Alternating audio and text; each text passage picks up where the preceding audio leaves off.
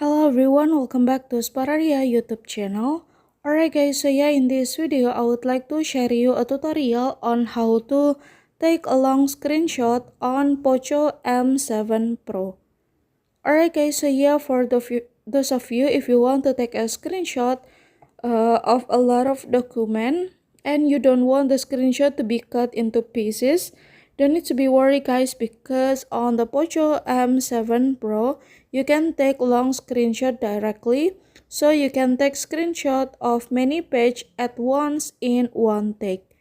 And how to do that is very easy. So yeah, without any further ado, now let's get started to the tutorial guys.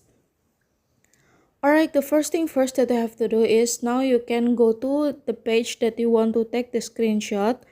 And for example, this is app drawer, and then you can take a screenshot like usual, and then you can click scroll.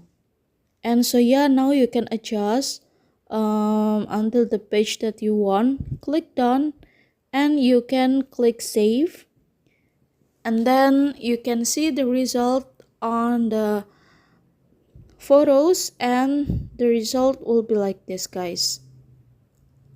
So yeah, it is right, and here's the tutorial, and then thank you so much for watching. See you guys on the next video.